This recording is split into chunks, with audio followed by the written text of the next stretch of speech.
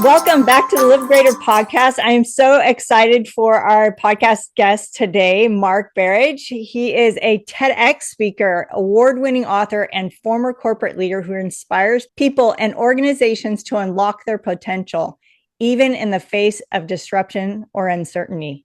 And I am so excited to get into that conversation. His unique perspective blends executive experience with the raw lessons of personal recovery after a severe spinal injury. Mark champions progress through mindset, momentum, and the power of believing you are already more capable than you think. And I so agree. Yes. Welcome, Mark. Thanks, Shelley. It's lovely to be on the podcast. So go ahead and tell us a little more about you. Okay. People can hear that accent. Where are you living? Yeah, I'm living in Brisbane, Australia, which is on the East Coast. We're going to be hosting the Olympics in 2032, so we're all pretty excited about that. That's fun. Grew up on the West Coast, so I still think of myself as a West Australian and think that the beaches are definitely better over there in the western side of the country. I think just mainly because there's less people and maybe the sand's in general whiter, but there are more sharks Oh. and and the water's colder. So it's not all good news. Uh-huh. I guess that's something, I guess when you grow up around the water, you sort of just take for granted, don't you, that there is scary things in the water, but you love being in it. And I'm still addicted to getting in the ocean whenever I can. So I live on the east coast of Australia and three beautiful children, now adult children and a wife. And I made life a little bit interesting for us in 2019. I was on a very standard cycle, which was my bicycle, which is my main sort of exercise at that point in time for both headspace and just fitness. I used to ride probably 150 miles most weeks, Oh. halfway through a very typical sort of Sunday, sort of 40, 50-mile ride. And yeah, it was just one of those perfect days where you think, nothing can possibly go wrong. It was just a beautiful, crisp blue sky and going underneath the gum trees, which are really fragrant trees here, and just that dapple of light. It was just beautiful setting. And I remember thinking, how lucky am I? And I was about to be flying to Salt Lake City for a work project for the next couple of weeks. And I was going to go skiing at Salt Lake City. Last time I'd been there and skied on the weekend, it was so good. So there's so much excitement, just great day. And then I come down this hill and the front wheel of my bicycle just lost traction with the road. I sort of recovered control of the bike. Yeah, I could feel the crash looming over me. There was nothing I could do to stop it. It was just that one choice. Where am I going to crash? And fortunately, I Wow. regained enough control of the bike. I could make that choice. And I didn't see the stormwater drain that was 5 foot below ground level, but I definitely found it. And Oh. so I flew really high in the air and then crashed down on the bottom of that stormwater drain. And I guess getting to the point of the story, crushed two vertebrae, and I was in searing pain in that ditch. Didn't really realize the extent of my injuries, just knew I was in incredible pain. And yeah, I'll never figure out whether I couldn't move or just didn't want to move at that point in time. The Mm. body's very clever at going, we need to Right. protect ourselves. Right. And then, yeah, off to hospital and then learnt amongst a number of other injuries that I'd crushed two vertebrae. So that was, yeah, definitely not the Sunday we were expecting. And Right. as you might imagine, I didn't make the plane to Salt Lake City that day and not for a lot of days. So I haven't been back to Salt Lake City, but I have had the opportunity to go back to America since, which has been great. Yeah. So that put a little damper on your plans for a little while. Huh? It did. And it was amazing all the different feelings. It's a weird situation. Obviously, I was in incredible pain and I was just trying to just slow my breathing down and take control of the first thing I could take control of in that Mm. ditch. But you're also getting these feelings of guilt. And in that moment, probably I felt guilty about just, I was riding with nine of my mates, thankfully, because they were so helpful to the paramedics were just absolutely incredible. The ambulance officers that came and attended to me and worked out how to get me out of the position I was in and made sure no more damage was done to me. They recruited my mates to help me to get me out of the ditch, etc. But you got these feelings of guilt, like I've screwed up our ride. They're supposed to be getting to their coffee and they're not with Hmm. me. And then the feelings of guilt around letting down the work colleagues on the trip. We've been preparing so hard for this workshop I was supposed to be presenting at, and then I'm not there. and obviously the guilt in terms of the feeling of the impact to my wife and the family. So you had all of those negative feelings that you've sort of got to find a way to work through as well. And I think at different phases through, I guess, diagnosis and then recovery. And to me, I was always trying to think positively. How do I positively drive myself through this situation? How do I form a positive image of what I might be able to do? But at the Hmm. same time, you've sort of got these negative feelings. You've got to find a way to reframe or just to calm down. And sometimes you need external people to help you see how much imbalance of energy you might be presenting that way and how you might Uh-huh. redirect more of that energy towards positive, even though you're trying to get the majority of it to the positive. Sometimes you just need somebody to external to say, oh, actually, maybe you're saying sorry too often, as I was to my family for, Mm. I guess the inconvenience of them having to come see me in hospital and I guess my perceived impacts on our collective future. So did you already, it sounds like you already had a strong mindset where you could, like you said, you were slowing down your breathing already when you were in that accident. And then you were already you tried to look for the positive, even though those negatives creep up. That's a huge trauma that you went through. And so of course those negative feelings are going to try and come to play. But how did you continue to overcome that? You said external help, but then for yourself, did you already have that practice of positive mindset before? Yeah, and it always feels strange when you're hearing your introduction read back to you, and you think, really, am I that good or doing that many things? But I think all of us do have those sort of mindset capabilities in us when the chips are down. We just got to think about the all of the little experiences we've been through in our life, and I think that's what I really did a lot in hospital. I started to think about what are the role models I've seen that have done incredible things? How might they have tackled their situation? What are the really tough things I've been through before? What were the things that worked for me, helped me cope? And so, did I think about it in the ditch? I don't know. I think it was probably just instinctive. So I really couldn't breathe. My breathing was so short and ragged. That pain was just so incredibly overwhelming, and I felt like I was going to get overwhelmed by the pain and the panic of what does this all mean unless I did something.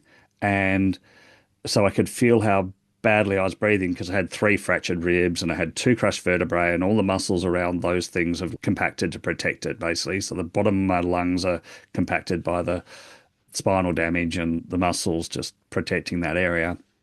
So I can feel my breath's ragged. So it's just, okay, it's going to get worse if I'm struggling to breathe. Mm. I just need to focus on breathing. So I think that was probably instinctive. And then I instinctively went to dad jokes. Or do you have that same expression for Oh, bad yeah. jokes? My youngest son is so mean to me. He calls them de bad jokes. They're no longer dad jokes. They're so bad that they're de bad.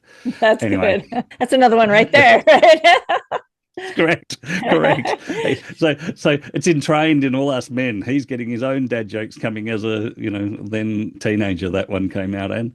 But Uh, so I think that was probably instinctive, but I do feel we've been through experiences in our life that we can draw on, we can think back to and replay in our heads and say, okay, here's this work situation where I was waking up at 3 a.m. and I was really stressed, but it might have taken me a little bit of time to work out how to effectively work my way through that situation. But I did. I mean, one of the ways was changing my perception of the pressure of the situation and or whatever it might have been. Think about those tactics you've used in the past that have helped you. So these days I think about it in terms of feet because I couldn't feel my feet for a period of time. So uh-huh. I like to use it that way and think about what's your areas of focus, what do you want to do? Why do you want to do it? How are you going to do it? What effort are you going to apply? Because you've got to do things. You've actually got to apply your own effort to do it. What's the encouragement systems for you? So how you're listening to external encouragement, what are your own rewards and how you're seeing possibilities? And then team, like who's in your corner, who's going to do something. And I often talk about I use the phrase gentle interventions that my wife used in hospital when I probably needed to see things a little bit different. And she came in and did a few things that didn't feel very gentle at the time, but I can look back on and say that are gentle interventions and help me just see different perspectives at different stages. Or it might be the physio that that could see how much I wanted to, like I was having a very, very aspirational high level goal of wanting to get back to walk again, even though that was going to be very complex and difficult. But I also wanted to get back and just do some part-time work. So I wasn't letting down the workmates anymore because I just supposed to be doing this project that's saving hundreds of jobs and saving hundreds of millions of dollars. And suddenly I can't contribute. And he just looks at me and goes, Mark, I love your enthusiasm for all these things. Let me just tell it to you straight. You can do this recovery if you want to, Mm. but it has to be your sole focus. Forget everything else. Forget about how much you want to get back and do things with the family or how much you want to do. That's a in the future thing. Right now, for the next year, you have to be focused on you and you have to make rehabilitation your full-time job for the next year. Forget coming back to Yeah. part-time work. Forget that. Focus on you and full-time rehab for the next year, and you'll be in maintenance for life. Yeah, I think you actually said it more simply than I've just explained it there. It was much more direct, but that's the crux of it was this bluntness of both honesty and hope. So he Mhm. absolutely, the way he started it, re-cemented the you can aim high. Yeah. But the aim high comes with you've got to be focused and you've got to put in the effort. Yeah. And were you Otherwise it's just not thinking, going to play out.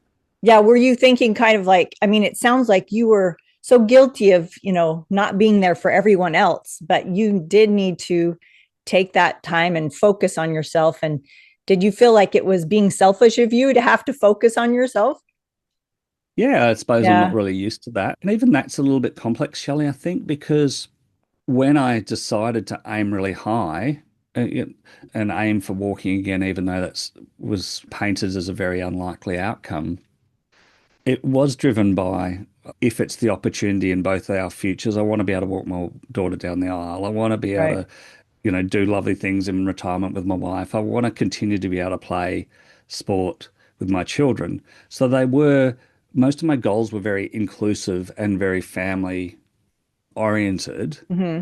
So that is sort of a selfless element to that goal. But Yeah. actually, in order to liberate those goals, I needed to be very focused and selfish about my actions. And I think that's probably the subtlety that physio in particular is really good at getting me to see that you need to invest the time specifically in you. And yeah, and that was probably unusual for me. Yeah. Yeah. You sound like a very giving person. Yeah, a very selfless person. So that would make it difficult. But I think it is important that, yeah, sometimes we do. I mean, we have to take care of ourselves so that we can continue to help others, just like you're saying, to be able to walk your daughter down the hall or down the aisle, or even help, get back to work with this a large load, it sounded like, for work that you were dealing with. So how was that recovery for you? How long was it? And Oh, I guess it was up and down, and mm-hmm, it's definitely good, happy moments and unhappy moments and long. So I had 51 days or something in hospital, a couple of different hospitals, and then about 3 months of like absolutely full-time, basically going to day hospital type focus on rehab. And by that stage, I'd got off crutches. So it took me about 6 weeks to get onto crutches, but there was at that point in time seemed like my body had no idea of how to hold the top half of my body upright. I'd lost all the sort of capability of knowing how to, I guess, almost balance the top and the bottom half of the bodies. mm-hmm, So whilst I was getting more mobile on crutches, I had no ability to control sort of the balance of my body. So it took a while to break through from that, and then eventually got fully off crutches. And I'll continue working on my walking gait for life. So I still can walk about half the speed of I guess, a typical person for my age, which would mean I'd be talking. I was a pretty fast, active person before. Yeah, it'd be a lot less than 50% of my previous sort of walking capability. And again, that's an interesting mindset moment too. So mm-hmm. when I'm walking with my family, I'll be pushing as hard as I can, and they're just walking away from me. They just, it's just unnatural for them to be walking as slowly as I do. And yeah, I'm always going to live with that moment of, I hate falling behind. And so I just attach that positive reframe thought immediately after it. which is, well, I'm walking with the hope of improvement. And then even though these days the hope of improvement's very, very slight. So they talk about spinal injuries that your first 6 to 12 weeks will be almost all of your recovery, and you're unlikely to recover anymore after the 1 year mark, possibly 2 year mark. They only really know by looking backwards.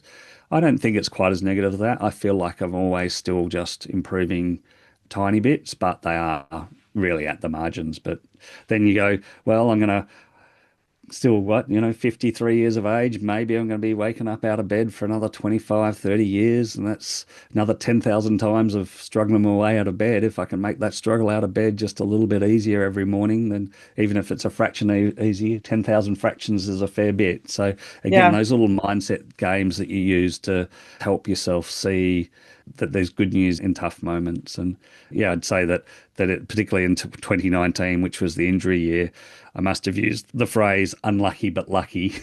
you know, I don't know. I wish. Who knows how many times I say 10,000 times? It probably was actually. I'd remind myself all the time how I was unlucky that my front wheel hit that bit of road that caused it to lose traction. So traction with the road, but so lucky that I had a brand new helmet. The helmet was really new, really modern, and did an Mm. amazing job of protecting my head. And that you were Lucky I with your fell on the mates, side. that you were with your Oh, friends that, yeah, were there to help oh, you. and And and even the paramedics, lovely little moments with the paramedics. You use the Mhm. same phrase, don't you? Paramedics Mhm. in Yes. the States, yeah. Yes. The paramedics were, and I need to remember to say physical therapists rather than physiotherapists as well. But hopefully people Yeah. pick up the variation there. But the paramedics, I remember there was the two of them, and the lady was maybe she was 5 or 6 months pregnant, and she was the problem solver. She was the one that worked out, well, he's lying across the bottom of this ditch. We can, we can't move him anyway. That's gonna. They obviously knew that that I was at high risk of a spinal cord injury. I had Mhm. no idea, and she was the one that problem solved. Right, this is how we're going to they break apart the stretcher. Mm. They call it a combi carry or something like that, I think. Anyway, she we're going to put half of it under him in this way. Then we're going to get all the mates around. We're going to lift him 2 inches off the ground on this half a stretcher, and we're going to swivel him through the bottom of this ditch so that he's now lying up and down the ditch rather than across it in a way that Uh-huh. we can't get the stretcher underneath him. Then we'll put the other half of the stretcher back in, and we'll lie him back on the ground, put another the stretcher back under him properly, get him under it in a proper way. So they're having to log roll me back and forth to make all this happen. Wow. Like just like I remember writing, and I cried as I did it. And I don't think I've told this story ever live before, so I'm a little bit emotional about it now. And I remember how much I cried as I wrote the letter of thank you to the St. John's Ambulance, which is the paramedics, and sorry, or whatever it is, the Queensland Ambulance Service and Queensland Ambulance Service. And I'm writing this letter of thank you. And because at that point in time, any tiny improvement or tiny bit of care, had massive ramifications in my future mobility, and I didn't know it Yeah. at that point in time. And just their collective ability, my mates coming in to help, but most of all, her problem solving that situation was priceless to me, right? Like in Yeah. terms of the rest of my life. I mean, Yeah. it's still.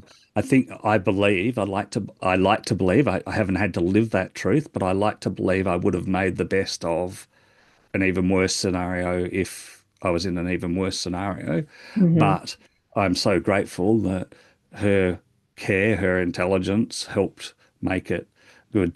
And the other lovely, beautiful little paramedic moment for me was I think they did ask me just before they loaded me in the ambulance, which hospital do you want to go to? And again, I had so little idea of like I just knew it was bad pain. I knew I was unlikely to be making the flight to Salt Lake City, but I remember actually thinking, oh, maybe if I can get out of hospital by Tuesday, I can make this flight via Sydney, and I'll miss the first morning of the workshop and the introductory, but I'll make the rest of it. So, so if that gives some idea of the mindset that I really Yeah. wasn't Yeah. prepared for the word spinal cord injury once I get to hospital.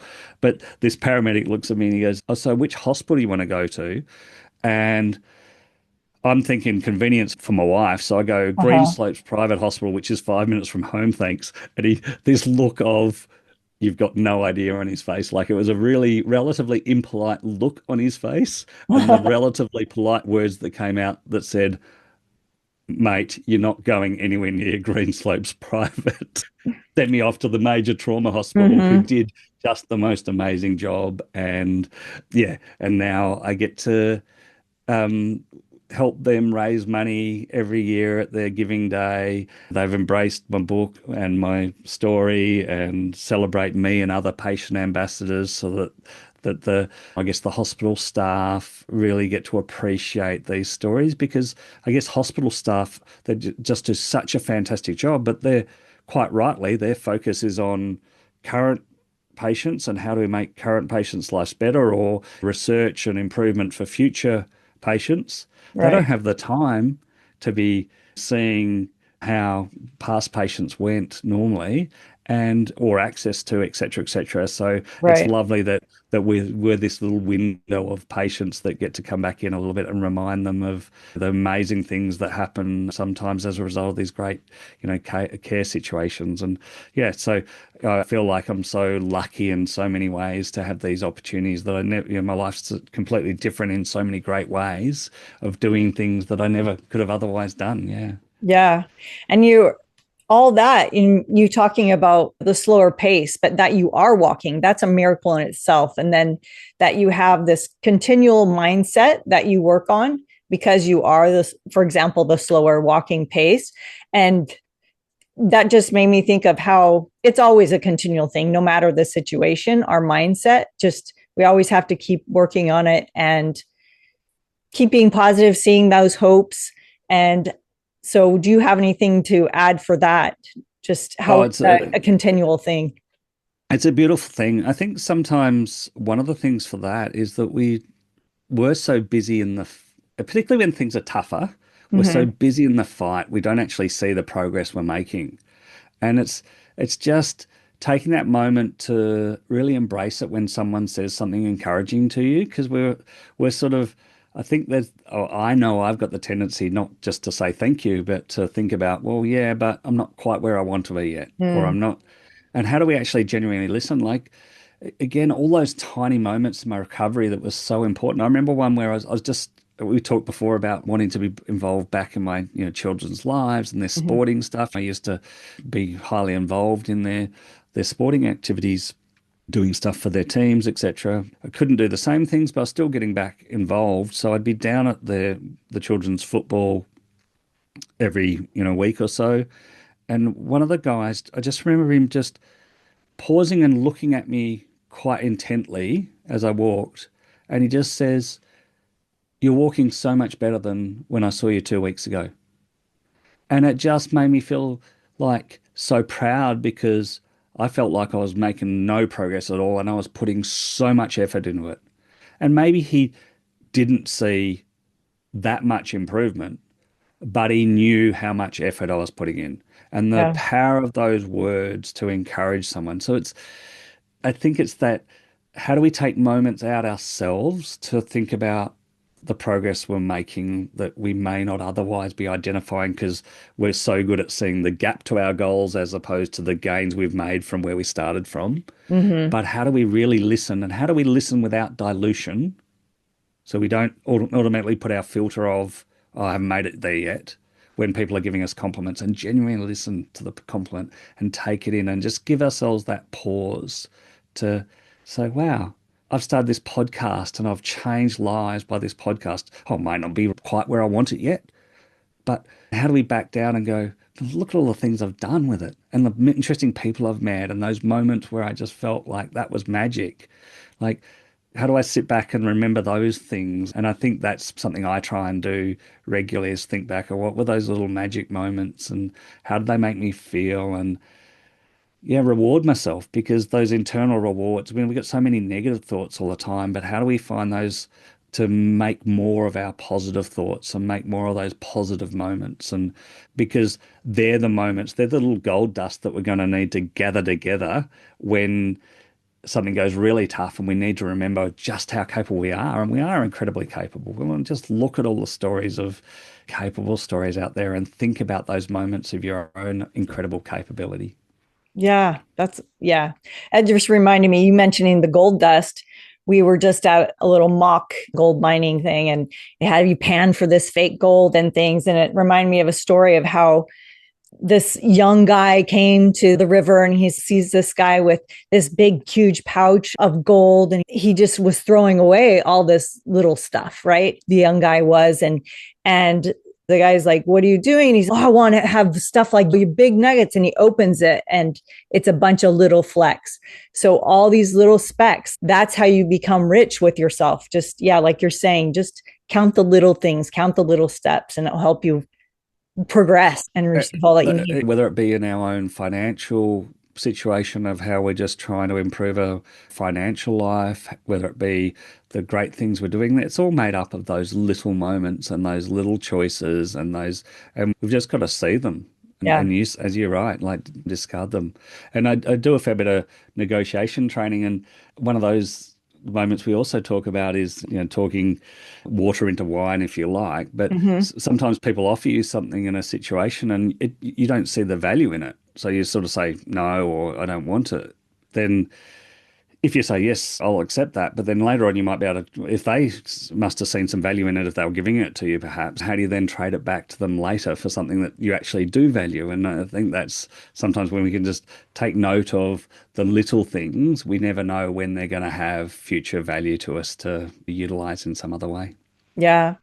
Another thing I thought I wanted to point out too was you mentioning how that gentleman your progress, and even though you were struggling and didn't see it, but how important are positive words to each other to lift each other, and just the external, like you said, that external help you were receiving all the time, and how to encourage one Oh, another instead of be critical of one another so much, because we're our own worst critic, they say, right? So oh, so true. And perhaps it becomes down to ultimately we are social creatures. mhm. Obviously we'll all have slightly different personalities in that spectrum, but I think that getting some level of external reinforcement really helps us. But it's also just, like anything, it's a different perspective that might help us see something we weren't seeing. It might just help us see it in a slightly different way. I do absolutely believe that any sort of positive feedback really reinvigorates our energy, our focus. It does reinvigorate us just to try harder again. And yeah, it's such a powerful thing. And yeah, whether that be direct positive feedback or sometimes I think just even I think for me, sometimes like when I was in group sessions in hospitals, just seeing someone else's effort put in and them making some progress, I could get some fuel out of that too, right? So Mhm. it doesn't need to just be your own progress. You can get positive. And I think in a world where we've got so much more, obviously, social media pressures, other things that, we can get in this comparison game where we somehow turn that into a negative thought process. Well, actually, how do we see that in a positive light and go, well, here's, I just saw that and wow, that was amazing. How do I be inspired by that and think about what that might mean in my situation, how I could do something good? And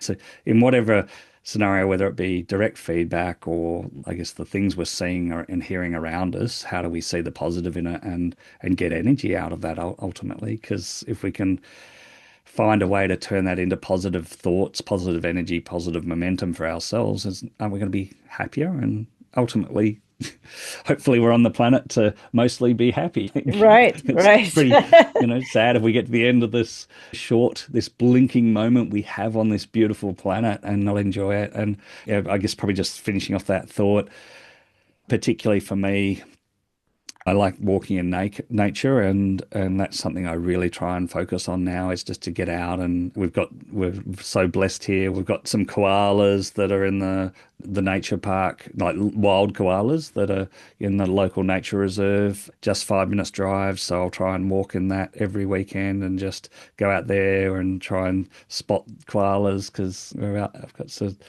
used to being able to do that and just enjoy being in around nature. And I'll set big walking goals from different stages. So I did one in Tasmania, which is the island off the bottom of Australia, in end of 2021 as a big sort of goal of this is going to be very, very challenging for me. I'll need to use like walking poles the whole way, but I managed to do that as That's great. because it's just this beautiful, it helped give me a goal to why am Uh-huh. I still putting effort into rehab, but also, just to see a very, very beautiful, unique part of Australia and enjoy that. And, pre-injury, we went to the Grand Canyon on a trip, and I absolutely loved that. Loved Zion, loved Bryce Canyon. So many, like, just so many great things through Uh-huh. Canyonlands. I could go back there over and over again, I think, and lots of other great areas in the States. But how do I pick up goals like that I want to go back to? And I can't dismiss the thought that, geez, it'd take some work. I'd need to have a couple of friends with me, but I'd love to go back and walk to the bottom of the Grand Canyon and get back again. And I know that'd be extraordinarily exhausting for me, but geez, I'd love to do that, because last time I went, for various reasons, I think I went about two-thirds the way down and back again. Wow, Um, that's great. and, yeah, it was still absolutely beautiful. Yeah. But I was the rest of my family didn't want to go. My kids were a bit younger then, and my wife didn't want to go. So I'd set a time of when I was going to be back, and I was a little bit late on that, but I didn't want to be significantly late back on that, because obviously it's a high risk, or even though we were in April, so it was a pretty cool time of year. Hmm. Obviously a lot of people get themselves in a lot of trouble by overdoing it, and I didn't want to Yeah. overdo it. So yeah, how do That's you set those amazing though goals? for And anybody to hike that. That's not an easy for anyone. And so to Oh, take that on, so that's Grand Canyon was pre-injury though. That was a oh, year okay. before. That was a year Okay. before injury. But to go back would, and I remember what I was like at the end of it. But so yeah, I'd like to go back and do that. Next year we're hiking in a part of New Zealand called the Queen Charlotte Walk, and can't wait till that in January. So I like to set these goals sort of every 18 months of a new hiking sort of goal for a 4-day trip. I'll be in significant pain the whole way through, because my legs sort of just don't really, they're not as strong, and the feet hit the ground a bit awkward. And Mhm. so it's a trade-off, but it just reminds me that I'm on the right side of the grass. When you're on the Right. right side of the grass, you might as well make the most of being in life and just do things that I love. And Yeah, and yeah, sort of, so you could argue it's not wise as a total activity, but it helps me. It helps me remind what I love about life. So that's awesome. Yeah, I nature is just amazing. I think that that's therapeutic right there for you. Yeah, like you're saying that to get out in nature, even though it might be a struggle at times. And I think it nurtures our soul, and it's just refreshing, and yeah, and we are blessed to be on a beautiful planet. And God, there's so much beautiful planet out there for us to go explore if we give ourselves the chance. Yeah. Like I don't know, focusing on the States again, like in 2022 when my book A Fraction Stronger came out, I'd got some lovely feedback on it, but it's hard to promote a book. And so I entered some book awards, and one of them, so most of them were in America, and one of them was in from Washington State. And the book got through to I guess, the grand final, if you like. And I thought, oh, what the hell, I'm going to go. Well, actually, the physio that was treating me at the time, he was from Canada, here in Australia. And Hmm. he said, well, Bellingham, it's only an hour and a half south of Vancouver. You can do this. And I said, mate, you treat me every week. You know how much pain I'm going to be on that flight for 14 hours to Vancouver? He said, yes, but you can do it. And so he was just really brilliant at encouraging me that I could do this, when I probably had that stage, this mental block of, no, a 14-hour flight's going to be too painful for me. I'm not going to do it. Hmm. Anyway, so all of that went, and then I get to go to Bellingham and I got to give a speech. That was amazing. I went out and went into the San Juan Islands, if I've said Uh-huh. that correctly, and we saw orcas, and it was the most special day, and it was a particularly special orca story about this orca wake that had been one of the 5 or 6 that were bundled up in this Bud Inlet, that they were going to be the last live capture in Washington State, and that was actually the rescue of them and the release of them, which was a court case, was ended up being like the turning point for no more live catches in either BC or Washington State Hmm. of orca. And she went on to have 27 grandchildren. She might otherwise just Wow. captured and taken off to a theme park somewhere. And this beautiful, all this beautiful story happened on that trip. And you're seeing the beauty of Washington State and the Olympics, and oh, all the things I love in life. And just because I had I guess, the courage to put the book in a book award, and then had that physio that helped me, and I actually had one other former work colleague who heard me, I'm going to use the word whinging. Whinging's a bit strong, but heard me whinging about, but it's going to cost me $6,000. And I'll be lucky if I make $60 of book sales back. And he's going, will you stop putting your financial hat, your work brain over the top of this? Just go and celebrate, enjoy it. Mhm. And, so I'm great. I probably was going anyway, but I was so grateful that he just sort of said that thing and I listened to it. So again, I guess that positivity that someone else can give you to when you're on the verge of doing something that actually ended up being an amazing positive experience for me, I still needed a couple little bits of hearing positive thought and encouragement from external. And again, I think that can be really powerful. And I think that's exactly what you do here for people. Share those positive vibes, stories, thoughts, but tangible steps we can do, which is I think finding our own focus, what, why, and how we want to achieve. We've got to put in the effort. But who's Yeah. around us that's supporting us, and how we're hearing that encouragement that's coming our way. Yeah. Mark, I think we've only hit a little tip of what you have to share. And will you tell us more about your book? And I love your acronym that you mentioned about the feet, right? And how that reminds you because of your feet. That's beautiful. So, will you tell us a little more about your book and where people can connect with you? Well, I have to write a book on feet next, Okay. about finding your feet. So the original book's called A Fraction Stronger, and it came from that thought that I wanted people to feel stronger at the end of the book about what they were capable of achieving. And when I was really challenging that, well, but it's made up of all these fractions of effort, these fractions of choices, these fractions of people helping you. And yeah, so it came out in 2022, and I broke it down into three segments in that one. So getting visual, metaphorical, lanterns. So the lanterns that help us identify hope and possibility. The angels, so all those people that come around us and Mhm. help us find a way to do that. But also we can be our self-angel in the attitude we take, the belief we form, and how we foster that belief and how we apply effort. And then the demons, so I guess the negative thoughts, etc., that we got to find a way to reframe and to turn into positive action. And I think we've talked about a little bit of all of those things through this podcast today. So that's A Fraction Stronger. So you can find it on Amazon, it's on Audible and well, other. So you can, if you've enjoyed the sound of my voice, I apologize no, I hope You you don't don't have to have. If you apologize. 6.5 years, the accent, no, 6.5 hours of me. If you want to listen to the audiobook, and I even sing weirdly, not very well That's for a awesome. short bit. Story behind that was there was a TV show when I was growing up about this guy with polio, and he was just incredible in his attitude to ride horses and just do things as a normal kid, even though he had polio and on crutches the whole time and unable to walk. And I remember this song from it that I really didn't know why, which was basically, I can jump puddles, I can do anything, I can catch a butterfly on a wing. I guess I started singing that in my head as well when I was in hospital and thinking those positive past memories, positive thoughts of things. So yeah, what are the little triggers that help you remember your action? So the book celebrates my story, obviously, and it picks up stories like that, stories of Paralympians, other people that I thought about in hospital. So there was a Paralympic swimmer that I'd seen speak, and I couldn't recall her name, but I could recall parts of her story, and I could think about, well, if you achieve that from where you were, then I should be able to do something here. I just need to think about the sort of attitude you would have applied if you were in my situation. I don't need to do exactly that, but sort of that might inspire me to find the attitude in me to do it. So yeah, so it celebrates a few of those other stories as well. So it's called A Fraction Stronger. Amazon in the States, definitely, and through any audiobook type provider, and it'll be in your Kindle reader as well. Awesome.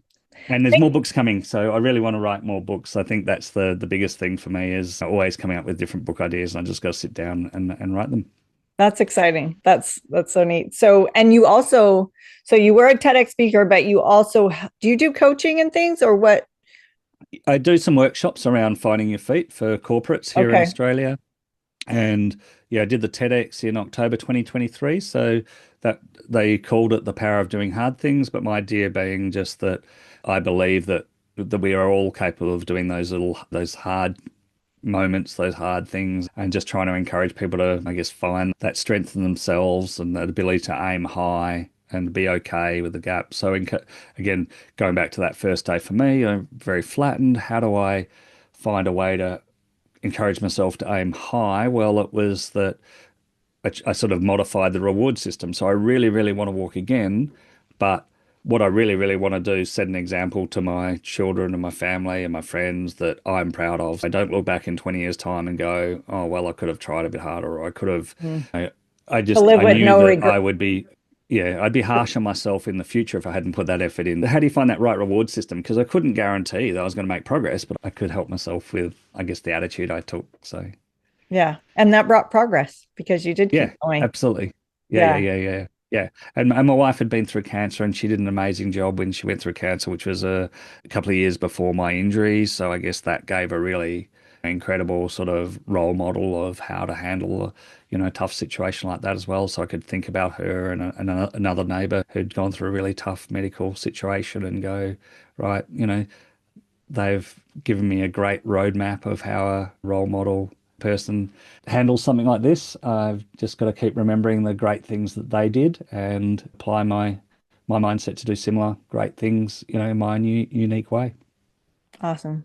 I appreciate you taking the time to be with me today, Mark. This has been so fun to talk to you and to listen to your accent. I love it. So Kelly, I will leave your website and everything in the show notes as well so people connect with you that way. And I hope everybody gets your a fraction stronger and just to learn from you and just all this positive progress, positive vibes, and just how to help people grow stronger and stronger through the difficulties. Because, yeah, you've gone through some major difficult things. And especially you talking about your wife and her going through cancer, I'm sure you as a support for her also helped with that mindset of helping her, being that well, external. she didn't appear to need much help. She was Oh, just yeah. incredible and just Amazing. totally inspirational. But yeah, no, beautiful. And thank you, thank you for having me on the podcast. It's an absolute delight. You're welcome.